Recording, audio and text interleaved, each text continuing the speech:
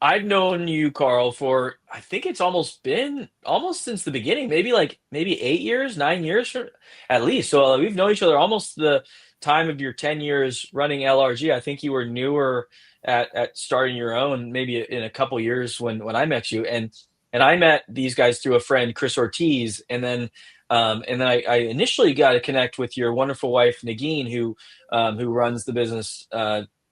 Partially runs the does different pieces. They are very complementary. They're wonderful together, and so we started connecting on Dress to Soar.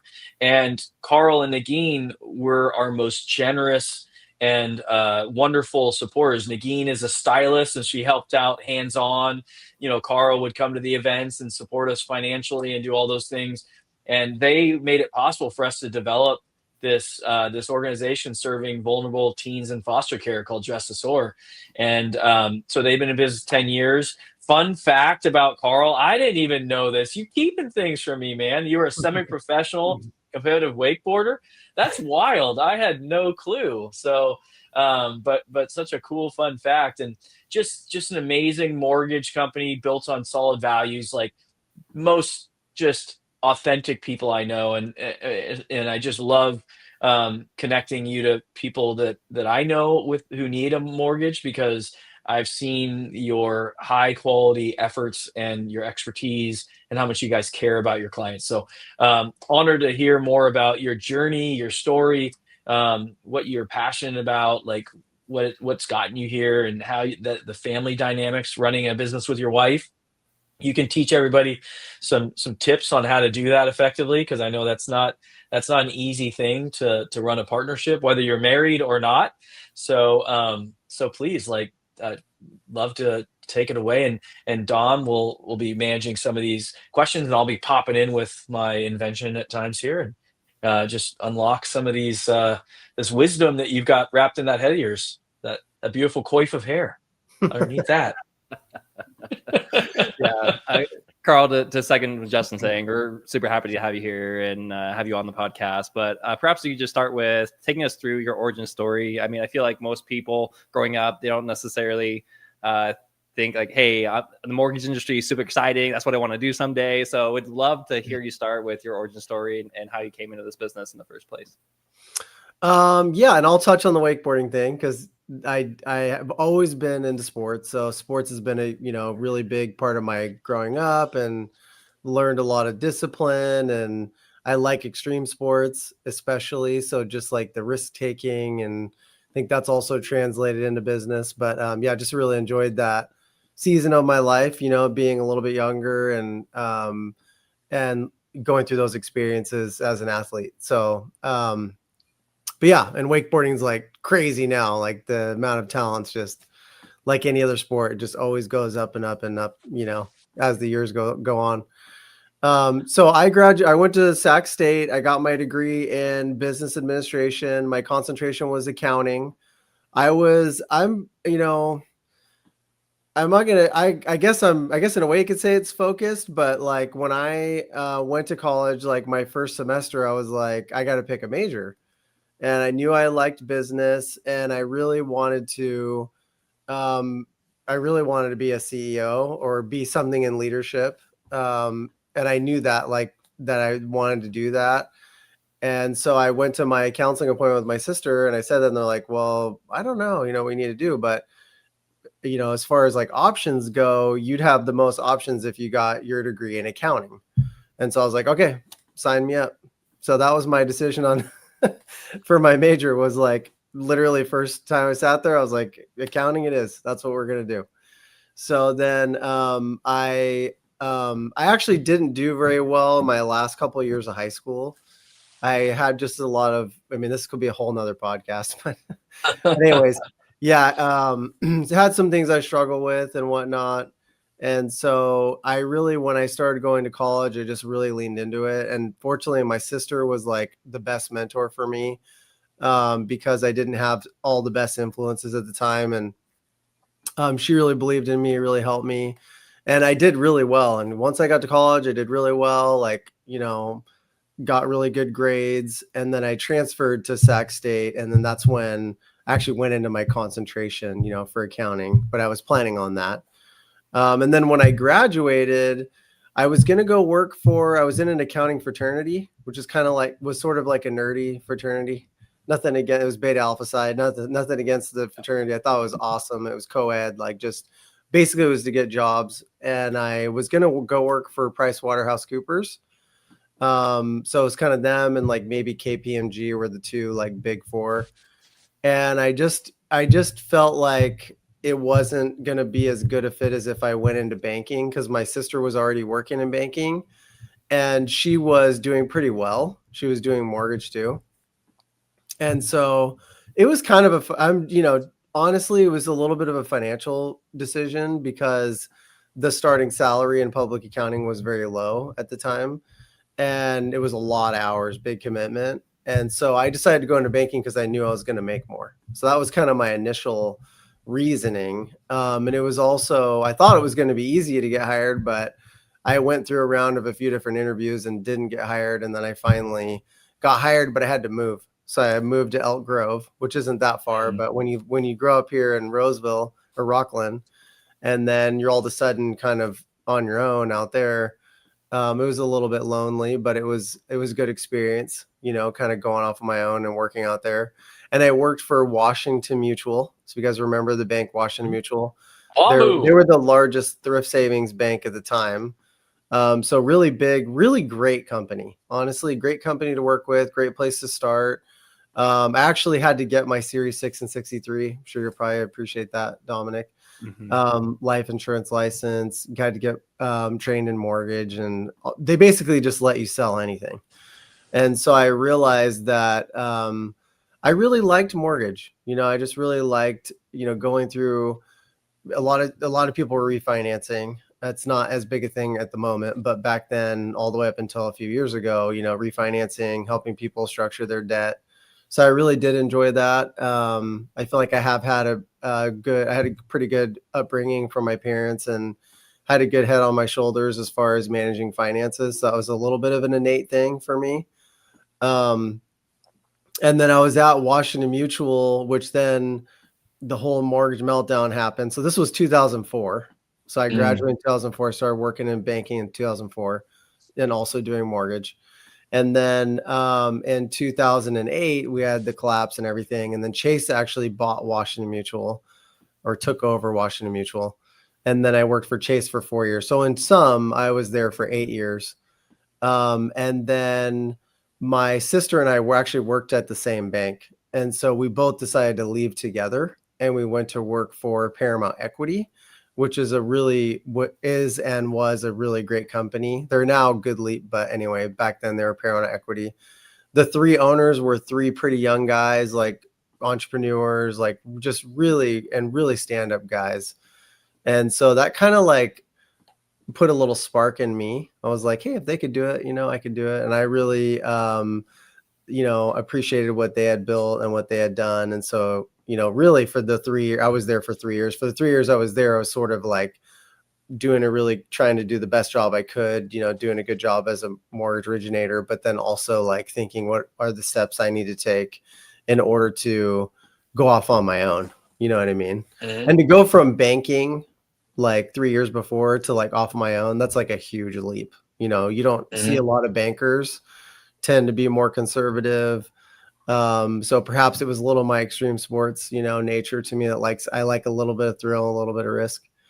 So then I went off on my own and started LRG Lending. And the reason why I really wanted to go off on my own was just because I wanted to be able to design the business in such a way that if I were the consumer, that's how I would want to be, I would want the process and the pricing, and like I wanted to cater it to someone like myself, because I feel like a lot of people are like me.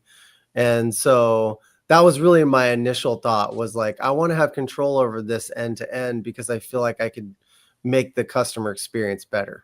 Right. And there was obviously a lot of learning that went into that. But so that was 2015. And then from 2015 to now, which I know you'll probably have some other questions. So, but my wife and I, and we're 50-50 partners. We do different things. We call it divide and conquer. But we could kind of talk about that too, Justin, if you wanted to, get into that a little bit, like working with your spouse and trying to be a good husband and father and, all the things. It's definitely a balance. But yeah, we just had our 10-year anniversary as of September 1st.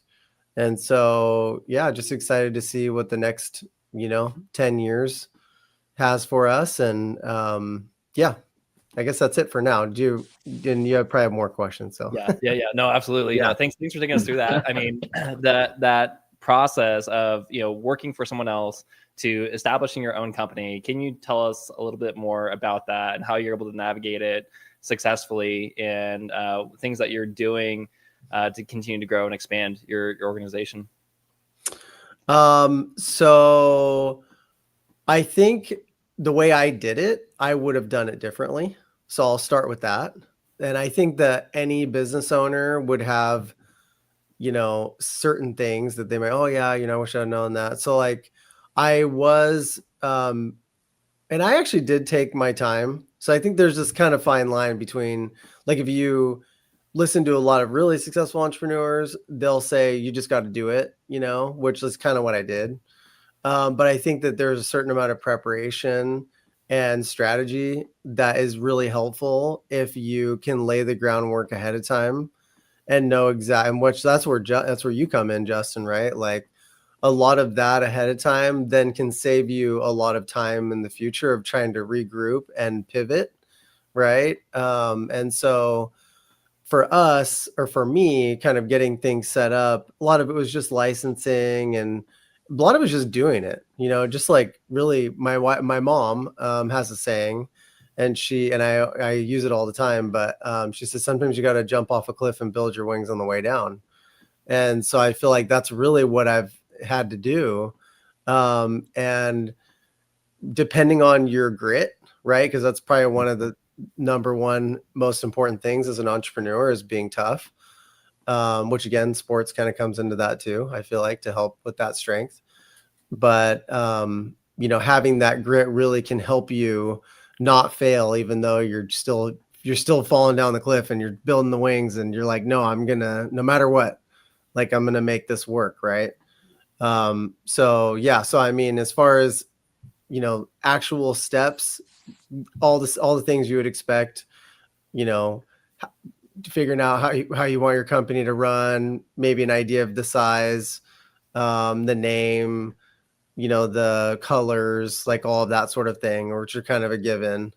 But I'm still on the journey. I think that was one of the things I was thinking of, just knowing leading up to this, is just that I'm on this journey, and not everybody's journey is the same.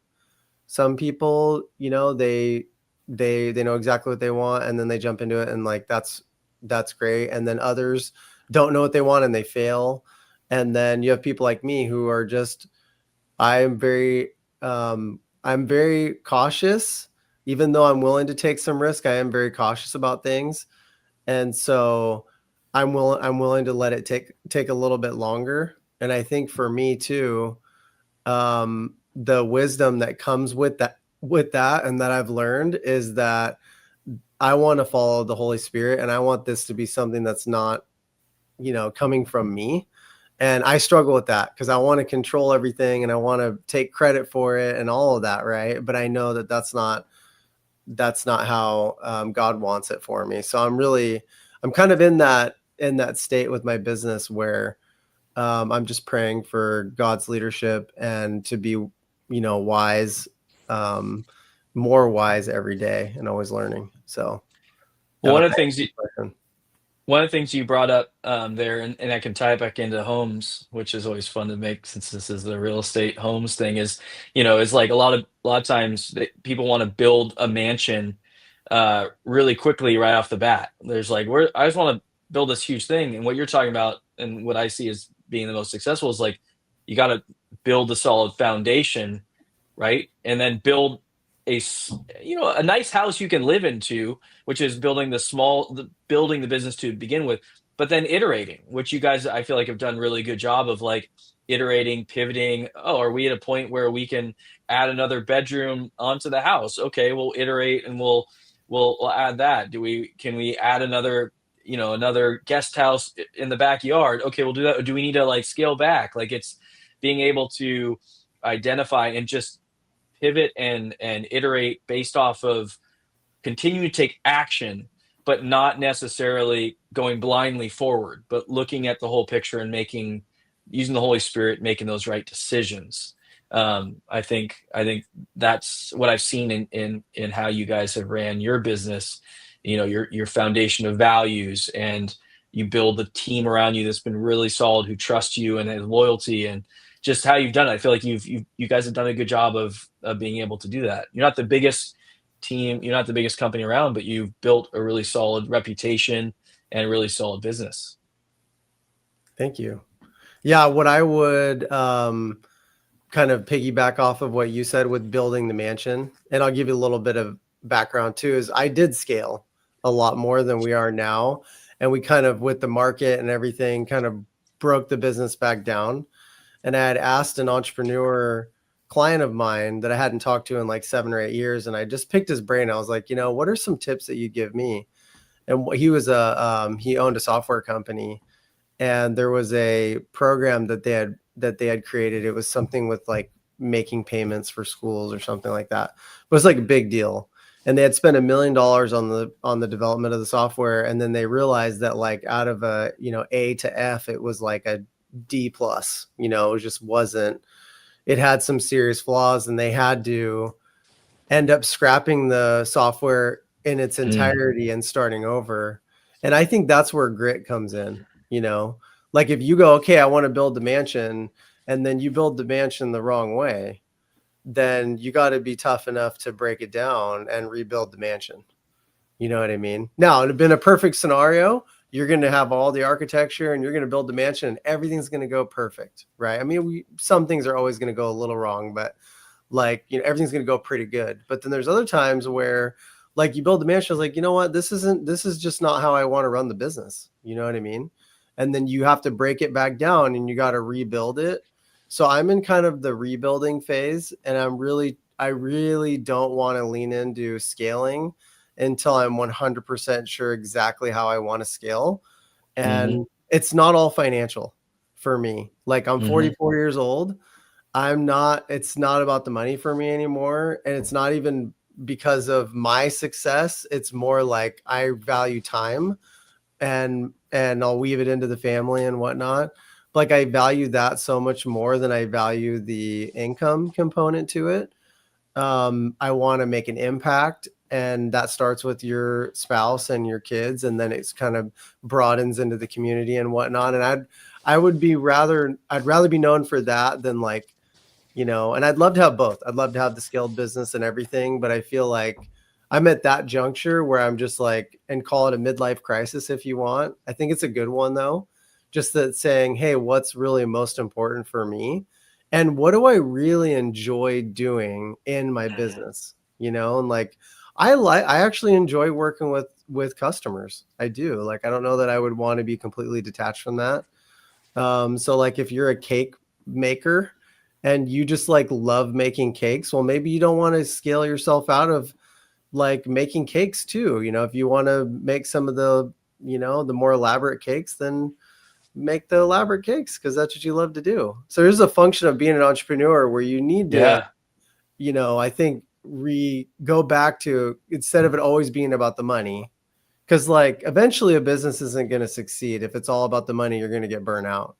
You have 100%. to have that passion for what you're doing and like really enjoy it, and have something that's fueling your life, not like taking away from it, Yeah. So I'm giving a talk on Friday around like purpose, fulfillment, and growth, and like those kind of how those three categories. Dr. Arthur Brooks talks about this all the time, but when you can understand and make decisions based off of a kind of those three categories of happiness, that you'll have a fulfilling, career, you'll have a fulfilling, volunteer life. You'll have just overall, like if those three categories are being filled in with family, with faith, with career growth, with living into your gifts, as you described, like the things that you get energy from, and having that higher purpose, whether it's, serving your family, your journey towards heaven, like whatever those, building a business that makes an impact on others' lives, right? Like dress a soar. That's another purpose thing. So I love what you're saying, because it ties really into how do we live that life of meaning, purpose, fulfillment, and growth, Yeah, I It would has I would say that I intentional. would say the two things that I didn't mention were you kind of touched on, but spirituality.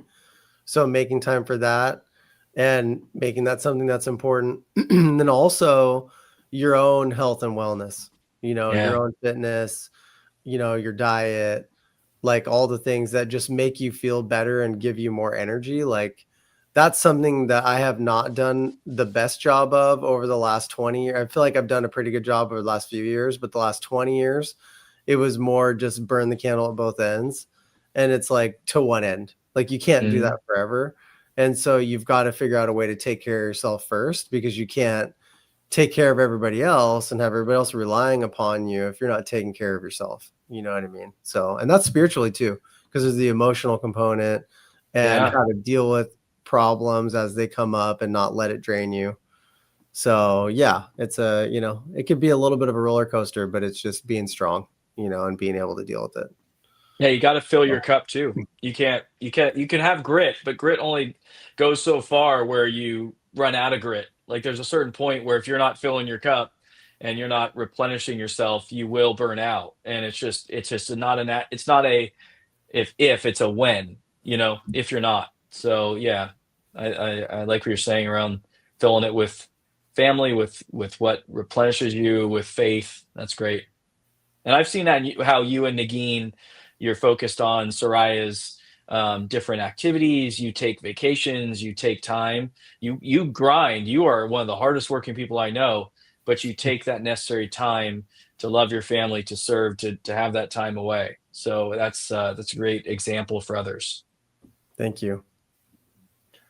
Yeah, no, thanks for sharing all that. Just incredibly helpful and insightful. And, I'm glad you brought up your faith and your journey in faith and how you can try to incorporate that, as you grow and operate your business. And, being a small business owner, I think you have to go into business with a clear vision. And being a man of faith, we have to be receptive to what God is calling us to. So like, how do you navigate that balance, right? Between having that vision and yet making sure that you're listening to God's word and God's calling for, your purpose in life, your role as a leader, and whatnot. And I'm learning with that. I think one is just being in the word and like being as connected as you can and, studying it and trying to apply, the things that you learn from the Bible. So for me, I feel like I'll get subtle reminders, of how to be. And a lot of it for me is to be patient, so I know I need to be more patient. And like Justin and I were actually talking this on our birthday dinner, but he gave an analogy of the windshield, how like as you kind of become more, I guess, enlightened. I don't want to say I'm enlightened at all, but like as you kind of learn more and you become more wise, it's like you're looking through a windshield it's nighttime, and then like the light starts to come up, and then you start seeing all the specks on the windshield, like areas that you could be better. And so that's the journey I feel like that I'm on, is I'm like, okay, I need to make this more of a priority, or I need to make this more of a priority. And a lot of it is just reminding myself that, you could plan, even when I started the call, like, you should plan your business before you start it. Well, really, God's taking your business. Your business is not going to succeed. You got to work hard. So there's no doubt about that. But your business is going to succeed more so based on if you're following what God's plan is for your life, based on his plan. And he may take you a totally different direction. It may be that you don't, the business isn't the right thing. You hear that about pastors all the time. Oh, I was going to do this, and then like I just became a pastor, or I had to move to Mississippi or whatever. So Yeah. like I'm really trying my hardest, and like I said, like full transparency, I struggle with this a lot, just to really let go and just be connected with the fact that I'm not in control of it, that I could just do all the things that I feel are, honoring God, and then hopefully it'll end up at the result that I want. But whatever it is, I think being content with that, you know what I mean? So yeah, so that's the biggest thing, is just, just letting go. So Yeah, love it. I was hoping we could take us a little bit deeper on the various sources of inspiration for you. Like what gets you excited about being in this business and growing this business? Sounds like you have a heart for service, heart for serving others, and just helping people, get into the right mortgage and the right house, etc. Also, sounds like your family and your faith are really big sources of inspiration. But again, would love to have you dig deeper on all those various components. yeah, as far as the business goes, what really gets me excited is when a lot of times it's like something that comes up, that like a problem I need to fix. So knowing that the end result is going to make a difference for that client and that, that consumer. So that would be one thing. Like I do run into that, I had one last week where they were just really needed someone to kind of intervene and take over and get the loan done so that they could get into their home and be able to sell their other home. So just that satisfaction of knowing that I'm really serving. I think we all have that. We all innately want that. Like we all want to serve, even kids. Like they all want to like share, I just think innately it is something that we all want to do. So for me, that's from a, the giving back to a consumer part of it. That's, that definitely gives me a lot of energy. And then also the leadership part. I feel like the leadership part is very challenging, and leadership's not something that you're just born with, in my opinion. It's definitely something that you learn. So yeah, just becoming a better leader, taking responsibility, not blaming, not overreacting to things. Just, as I've gotten further into my business, I've had to deal with more situations, and it kind of forced me to be a better leader than where I started, I feel. And so I am, there are certain situations will come up and I'm kind of like, I know what the right thing to do is. And when I do it, I'm sort of proud of myself, so that actually fills me up too, knowing that I'm handling a situation the right way as a leader, which is so hard, but yeah, and like I said, I gave a couple examples, like, the taking responsibility is a big one. I call it jumping on the grenade. It's just like, you got to shield everybody else around you from, the shrapnel. You've got to make sure that you're taking responsibility for your business, and so that's been a big one for me as a business owner.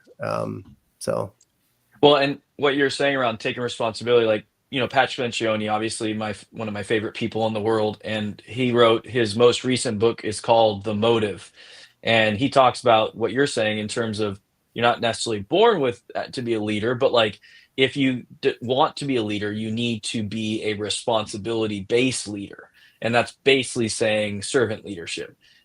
Falling on the grenade, what you described, is a great example of that, but just that taking responsibility for doing the hard things that only the leader can do or should do.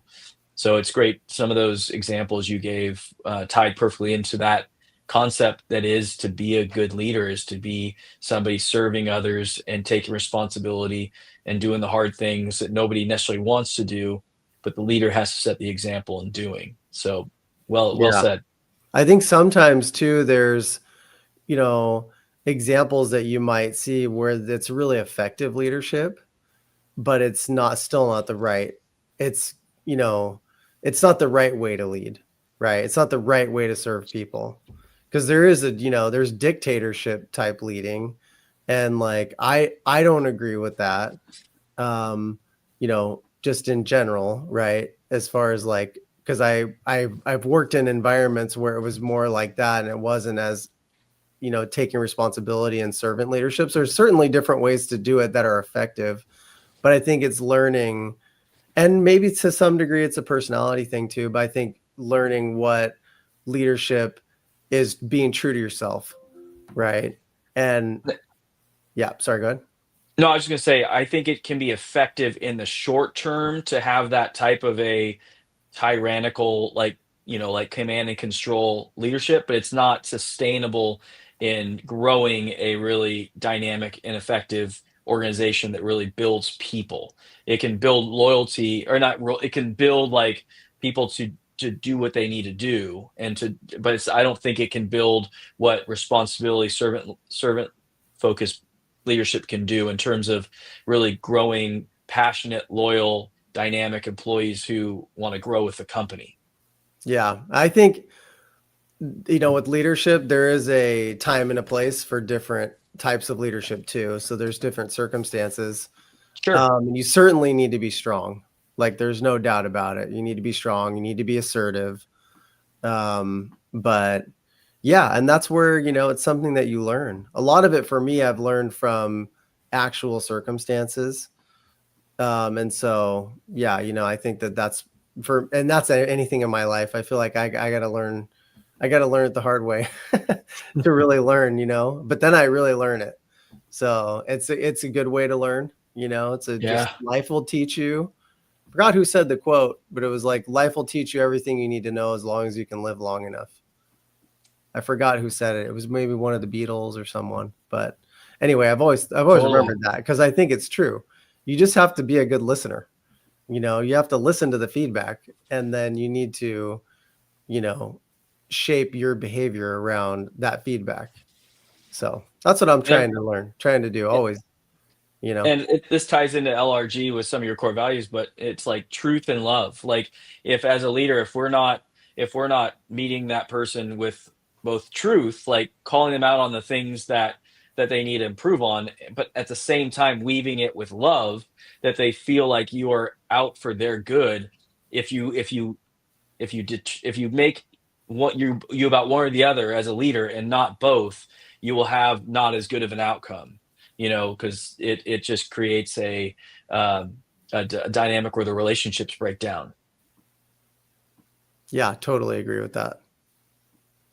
Dom, what else you got? I know we got some other questions in your back Well, I pocket. mean, I think this is going to be an amazing time to kind of shift gears a little bit, and I mean, we're talking about what you've built so far and kind of your journey to this point, but in the next 10 years of your organization, like, what do you feel it looks like? And I'm hoping you can touch on just some of the challenges and some of the benefits of having your spouse in your business. I mean, being a dad is hard, being married is hard, and like, just the fact that you're able to balance all these things is incredibly impressive. So hoping you can dive into some of those different layers. Yeah, I mean, I definitely would like to grow, right? I feel like growth always not always, but it usually is a good thing. You want to grow, you want to scale somewhat. But yeah, weaving in, being married and having a daughter, and my daughter's 10 right now. So really, we call the time that we spend together, we call it prime time. So I feel like I want to really be mindful of the prime time and make sure that I'm maximizing this opportunity of time with them. So, it's a balance of, growing versus staying married and being a good father, and like trying to balance all of those. And I think, the biggest thing I've learned is that what really helps with that is good habits. And so I'm really constantly focused on, in some of the smallest details, what habits can I try to develop in order to be a better father, be a better husband. Like, we have a date night tonight. We're going to do our date nights on Monday night. And sometimes it might feel like we're forcing it, but it's a habit, right? It's a habit. Or, like my daughter and I did a bucket list, we did a bucket list of, 10 things that we want to do together. So we're checking off the list, the things, and it was kind of like pretty open-ended. So we're, checking off the things, because it's like, I want to make the time I'm spending with my family a habit, but then at the same time, when it's work time, because there's really no such thing as a perfect balance. And there's no Mhm. perfect schedule either. But on the work part, like I need to make sure that I'm allocating the time to get my work done, to, make sales calls or do marketing, work on management, work on building systems and fulfillment. So like if I don't make time for that, then my business is going to suffer, right? And there's seasons like the last 3 years for us have been more challenging because we're somewhat reliant on the market in terms of interest rates and real estate. So our business has required more of my attention than it would have otherwise, in certain ways anyway. And so, sometimes you got to lean into your business a little bit more. And then other times you got to lean into your marriage. And I think really to be successful for me over the next 10 years, in my business and as a husband and as a father and as a, follower of God and all the things, like I need to make sure I'm developing the absolute best habits and also, getting rid of the worst habits. So like if there's a habit that's not serving me or it's not serving my family, like being okay with being like, okay, like I don't have time for that anymore, and I think that's biblical too. Because it's like, now I'm not a child anymore. I'm a man, and there's certain things you have to sacrifice. You got to make sure that you're taking care of your family. And even if you don't have a family, it could be taking care of yourself, or it could be taking care of your parents. So I think, yeah, for me Yeah. to be able to successful over the next 10 years, it's going to be, really focusing on my habits. And a great book is Atomic Habits. If you guys haven't read it, yeah, I just love that book. So it's a good kickstart for anybody who, Well, a couple things on that. Like Atomic Habits is so funny. During COVID, I came up with something called micro habits because I'm an inventor like you are. And I thought I had come up with something brand new that no one had come up with. And then I go research, and there's like Atomic Habits and Tiny Habits and like multiple books of basically the concept that I thought I had come up with. So I'm not as cool as I thought I was. But then the other thing is that refiner's fire of like essentialism, like identifying those false idols, those things in our lives aren't serving us. They're taking us away from our family, our faith, and our work. That if we don't take the time to like big picture, and I had to do that. I'm not married, but like I had to do that. And I noticed there were pieces of my life that were habits that were bad, or habits that were not horrible, but not serving what I felt I was being called to do. And I think that's really important, like every 6 months, every year, to like take a time to zoom out and look at what's serving me in the business, what's serving me in life, and what's not. Because it's so easy to slip into those habits that just kind of start to form, that we realize, oh wow, that just became a concrete habit. Now it's causing me issues in my marriage, let's say. Mhm. So that book, Essentialism and Atomic Habits, like those two books are great for being able to kind of like build the habits and also evaluate what's serving you and what's not, so you're not potentially cutting your knees off, mind you. Yeah. And if you lose if you have a really, terrible relationship with your kids because you weren't leaning into that, or you weren't there for them, or you weren't emotionally invested with them, but your business crushed it, like what are you really left with? You know what I mean? So like Yeah. I've been trying to tell myself, almost like I'm like 80 years old, like talking to myself like, hey, like, come on, dingbat. like that's not important. Like this is more important than that, you know? And I think that there's a lot of wisdom in that, and like trying to look ahead Yeah. and tell yourself like, hey, yeah, you're going to have to sacrifice this, and it might be a big sacrifice, but it's for something so much better, you know? Yeah. So my mindset for the next 10 years, I feel like is so much, more wholesome, you know? Like I'd mentioned, I got in the mortgage industry because it was going to pay more, you know? Hmm. And now I'm in it, and I've been doing it for 20 years, and I do love it. But what I love about it is different. It's not just for the money, you know. I need to make a living, so I'm going to keep it real. I'm running a business, and I need to, have a healthy business. But I would not want to do it. I would go do something different if I wasn't able to serve other people, or to make an impact, So I think it's just a different mindset. And I feel like that mindset will take me further in the next 10 years than the last, because it's just a different way of thinking. So I'm excited about it. It's like I said, it's a journey. I'm on the journey, the business owner's journey. Here I am. Yeah, Yes. So, 100%. And yeah. it does go better when you do that. Like we receive more when we give. This life as God calls us to is to give and receive. When we try to take, we think we're getting a lot, but we're actually handicapping our ability to receive and to give. And it's not. So you're doing the right thing. Just want to validate that. That's a great mentality and Thank focus, you. man. I love it. Yeah. Now, when it comes to this vision for the future, like how do you and your wife stay on the same page about growing the business, and as a bigger picture, where do you see the mortgage industry in 10 years? Like, how has it changed, and is there any trends that you're really keeping an eye on, what you're excited about, or could be potential bumps in the road for your business? Well, I think the, elephant in the room is AI, right? I mean, Mhm. that's, going to be a huge game changer. Already is, to some degree. I'm not naive to think that it's not going to there won't be some headwinds with it, but so far it's helped, so far it's made business easier. So yeah, and I also think, and this is something that I think a lot of professionals, financial professionals especially, um, we kind of get a little bit of a precursor of how our market's going to be because we've got the Bay Area that's not that far away.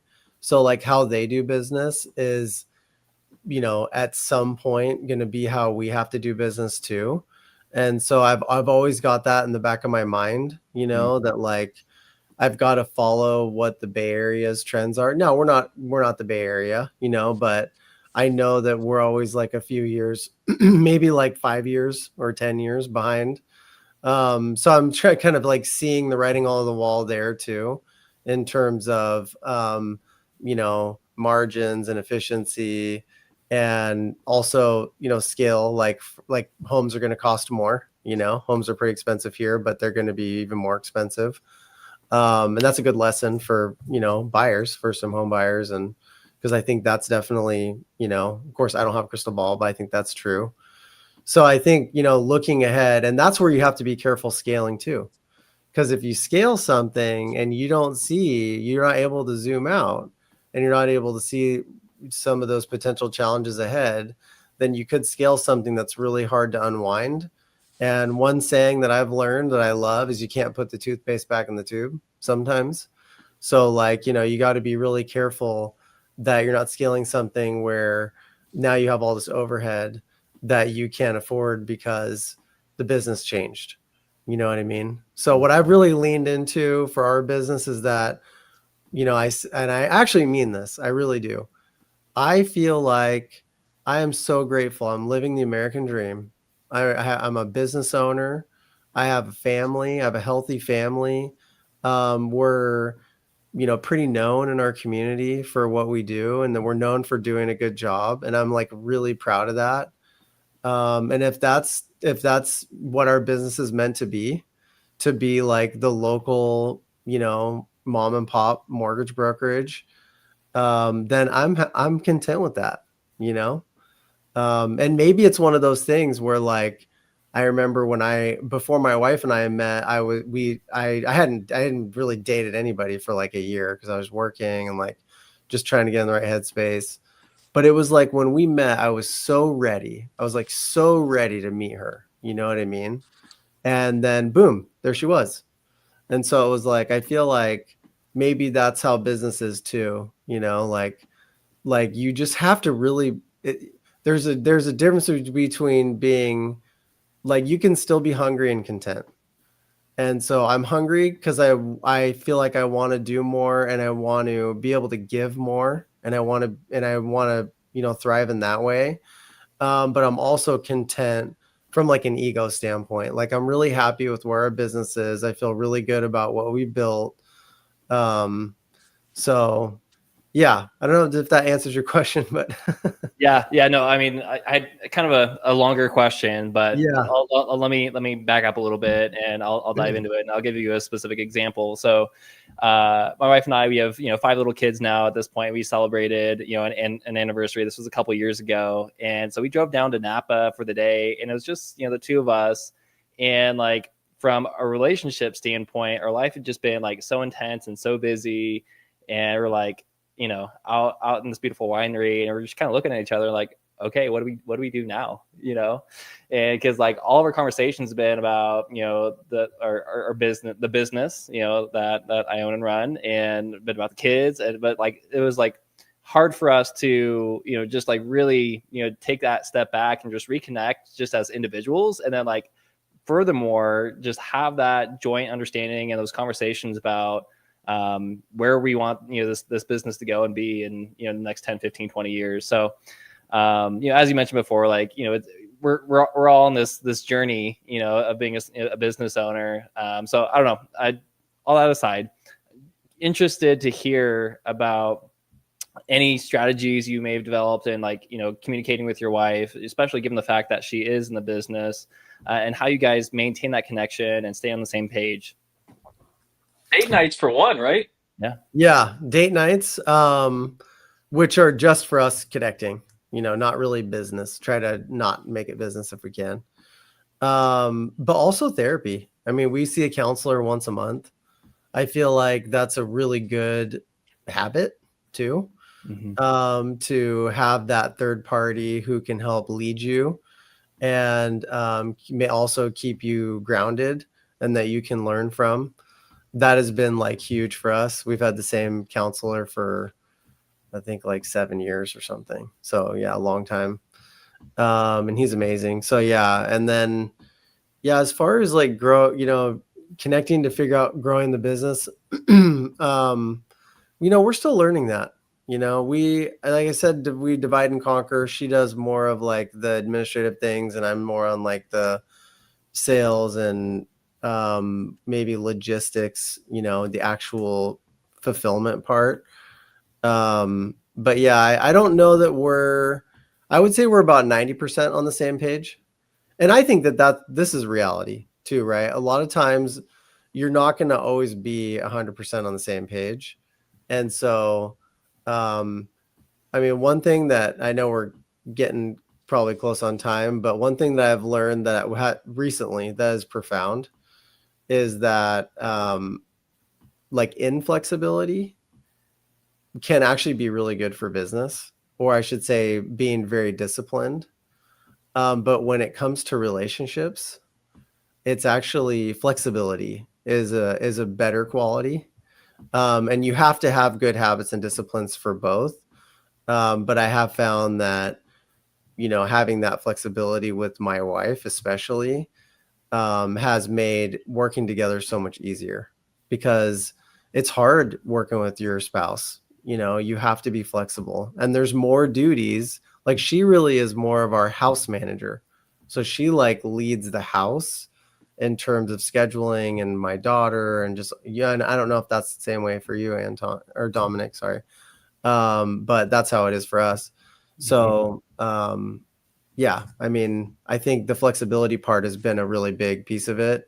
So like I said, I think we're about 90% on the same page. And you know what the last 10% is? God's going to come in and he's going to say, this is what I want for your business. That's what I think, and then I think we'll be on the same page with that too. So that's what I'm praying for, Yeah. Love it. Thanks so much for sharing that. I mean, and I love your candidness about it all. And I think it is a good reminder for, business owners just to be able to be accepting of the fact that, hey, I've most of it figured out. I don't have it all figured out, and be at peace and be okay with that. So thanks for sharing. Yeah, you're welcome. Thank you for sharing too. Yeah. I learned from what you were saying. Thank you. Yeah, certainly. Well, as we start to wrap up here, would love to hear, if there's, any particular, highlights or aha moments that you had. I mean, as you've developed your leadership over time of over owning your business, Were there any particular like key gold nuggets and key learnings that have really helped you as, you know, a leader and as an individual?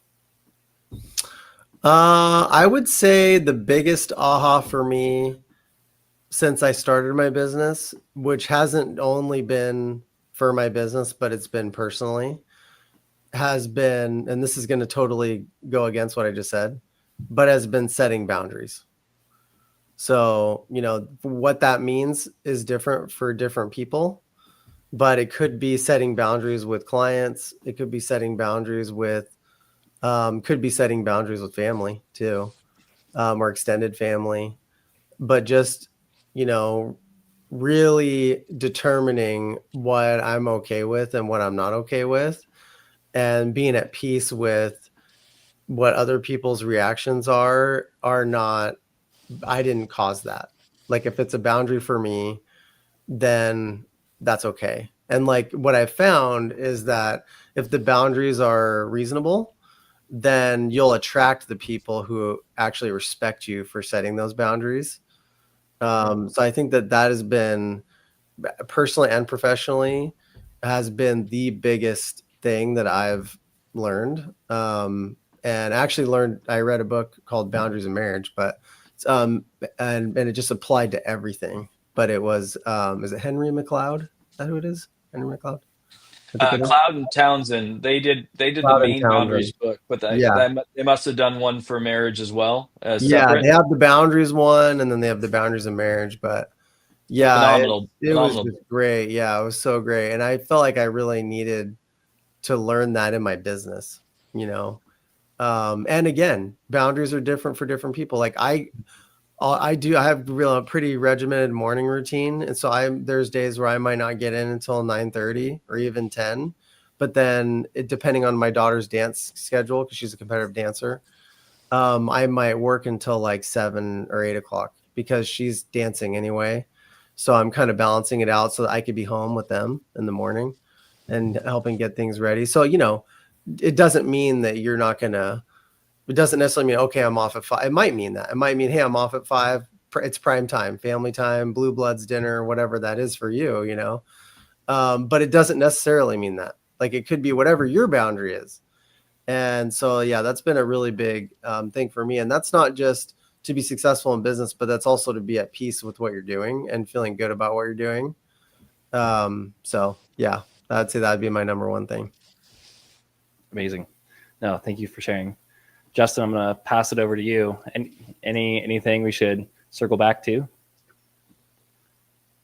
I mean, I think we did a pretty solid job. I mean, if there's any, we didn't hit on too much. Like, are there any um, causes you like to shout out, or anything around like you can share around where I would say cause you like to shout out, or that you're passionate about, or just like sharing how people can find the esteemed Carl Lewis and LRG Lending.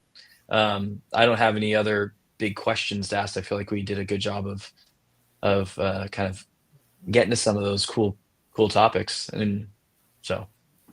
Yeah, I mean, a couple of things locally. The Alliance, obviously, you know, you got me introduced to the Alliance, Justin. Great organization that connects other nonprofits together to be able to serve the community. Super important, like really, really important to lean into those types of nonprofits. You know, Tiffany has a huge heart. She started it.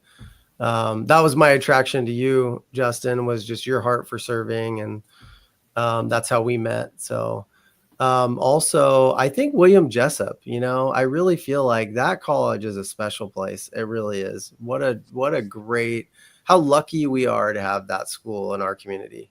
If you guys haven't had a chance to go visit that college campus, you definitely should. It's amazing. They're doing some really cool things, and they have the most amazing cafeteria. It's like, you know, I think it's like Michelin star rated or something, or one of the It chefs, is really something good. like It that. is really It's like good. so good. And then, yeah, I mean, our local church is Bayside Blue Oaks. I like Bayside is a really big church in the area, but I will say I don't think our area would be the same if it wasn't for them. I really don't. So I'm really grateful for what they've built in our community. And there's many others, you know, Bridgeway and Destiny and, you know, lots of other smaller churches. So everybody's equally important.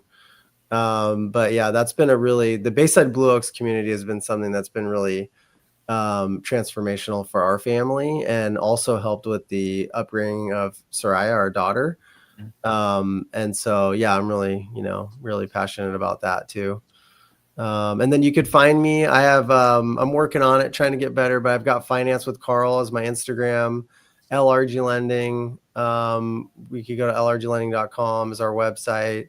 We have an LRG Lending Facebook. I'm on Facebook. And then I want to start working on some YouTube stuff. So hopefully I'll get a little more out there. But yeah, little by little. Well, you'll be able to add this It's a journey. somewhat on there, you know. It's a journey. Yeah, It's it's a a journey. journey. There you go. Maybe I'll get some shorts from this. So Yeah, absolutely. 100%. Yeah. Well, Excellent. such a great time spending this with you, Carl. And you know, as we said earlier, you're a dear friend, and just I learn a lot from you and from Nagin, and excited for what these next couple years has in store. Me too. Thank you, Justin. Yeah. Thank you, Appreciate Carl. it. Thank you, Dominic.